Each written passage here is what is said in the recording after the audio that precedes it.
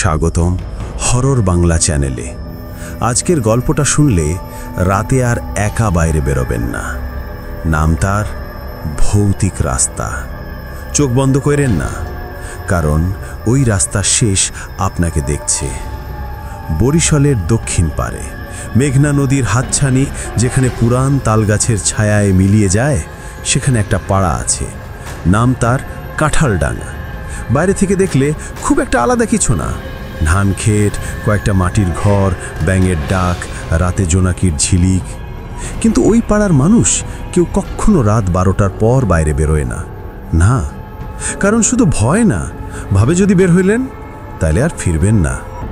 গল্পটা শুরু হয় মেহেদির সাথে।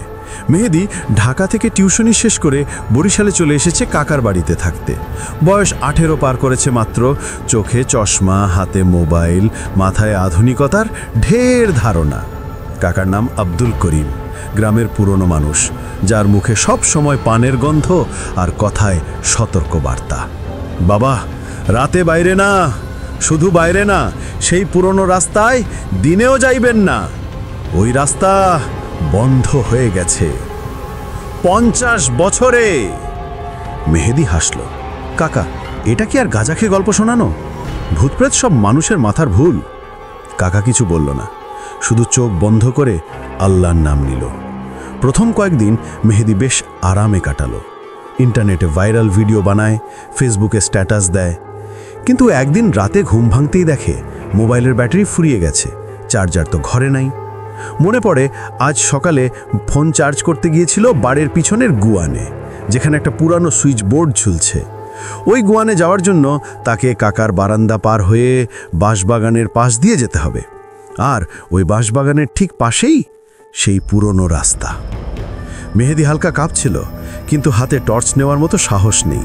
শুধু মোবাইলের ফ্ল্যাশ অন করে বেরিয়ে পড়ল। বাইরে হাওয়া নাই, একটা অদ্ভুত গরম আবহাওয়া, যেন মাটির থেকে গরম বাষ্প উঠছে।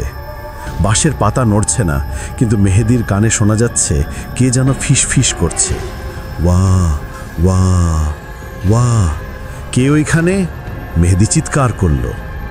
কোনো জবাব নাই, শুধু একটা কাকের ডাক। গোয়ানে ঢুকে সে চার্জারটা খুঁজে পেল, কিন্তু ফেরার সময় ভুল করে বাঁশবাগানের পথ না নিয়ে সেই পুরনো রাস্তার দিকে মন নিয়ে ফেলল। ওই মুহূর্তে হঠাৎ মোবাইলের ফ্ল্যাশ নিভে গেল। হায়, মেহেদি দৌড় দিল, কিন্তু পা তার যেন কাঁধায় আটকে গেছে। আস্তে আস্তে সে দেখল রাস্তার দুপাশে আগে ছিল ধান ক্ষেত, এখন সেখানে ঝোপ জঙ্গল আর ভাঙা মাটির দেওয়াল। আর ওই দেওয়ালগুলোর ওপর অদ্ভুত লাল দাগ, যেন রক্ত। এটা কি? হঠাৎ তার কানে শোনা গেল একটা মেয়ের কান্না, মিষ্টি কিন্তু কাঁদুনে না, আর্তনাদের মতো। মা, আমায় ফেলে দিও না। মেহেদি ঘাড় ঘুরিয়ে দেখল পথের মাঝখানে একটা ছোট্ট মেয়ে দাঁড়িয়ে, পরনে সাদা ফ্রক, চুল খোলা, পা নগ্ন। মুখে কোনো ভাব নাই, শুধু চোখ দুটো খোলা, কালো কালো, জল নাই। তুমি তুমি কে?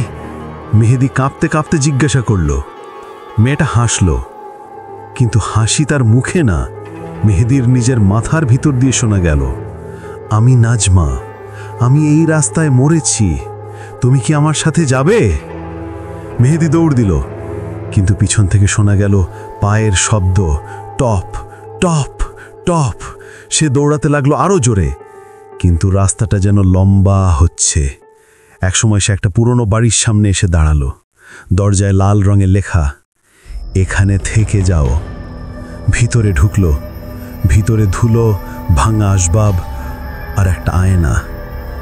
আয়নায় মেহেদি নিজেকে দেখল না, বরং দেখল সেই মেয়েটা, যার হাতে এখন একটা লাল ফিতে।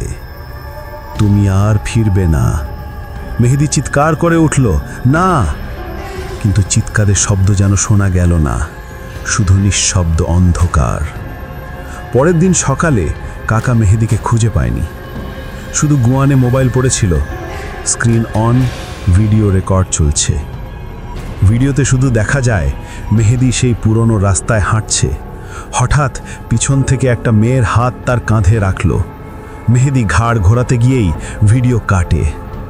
কাকা মোবাইলটা নদীতে ফেলে দিল, কিন্তু রাতে ঘুম থেকে উঠে দেখল মেহেদীর জামাকাপড় গোছানো আছে বারান্দায়, আর মাটিতে লেখা, আমি এখন ওই রাস্তার।